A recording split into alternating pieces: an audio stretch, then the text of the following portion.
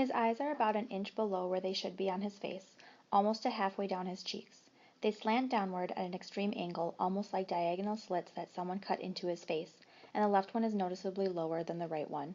They bulge outward because his eyes cavities are too shallow to accommodate them. The top eyelids are always halfway closed, like he's on the verge of sleeping.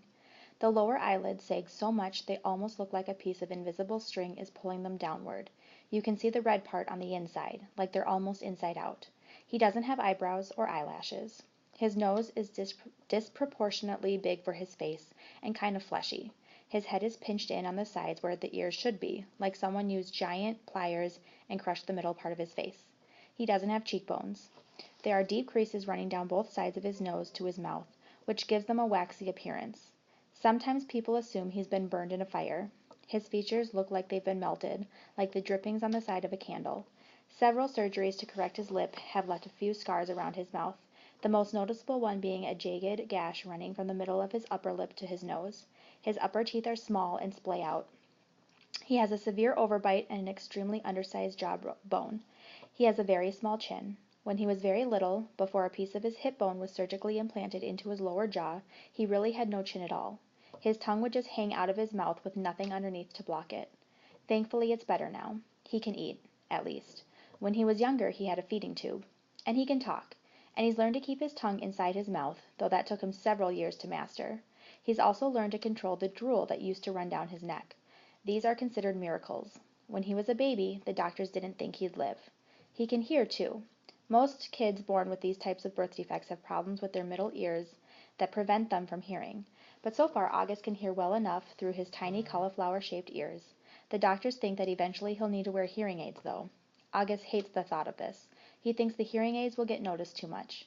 I don't tell him that the hearing aids would be the least of his problems, of course, because I'm sure he knows this. Then again, I'm not really sure what August knows or doesn't know, what he understands and doesn't understand. Does August see how other people see him, or has he gotten so good at pretending not to see that it doesn't bother him? Or does it bother him? When he looks in the mirror, does he see the Augie Mom and Dad see, or does he see the Augie everyone else sees?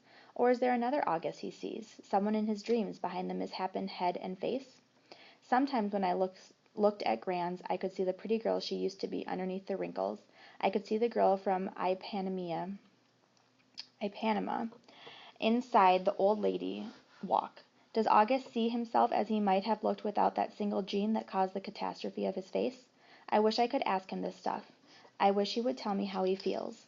He used to be easier to read before the surgeries. You knew that when his eyes squinted, he was happy.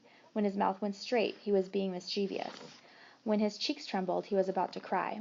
He looked better now, no doubt about that, but the signs we used to gauge his moods are all gone. There are new ones, of course. Mom and Dad can read every single one, but I'm having trouble keeping up.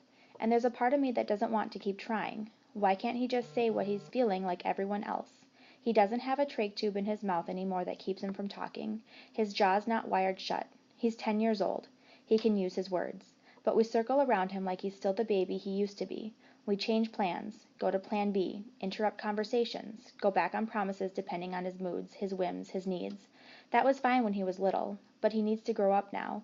We need to let him, help him, make him grow up. Here's what I think. We've all spent so much time trying to make August think he's normal that he actually thinks he is normal. And the problem is, he's not.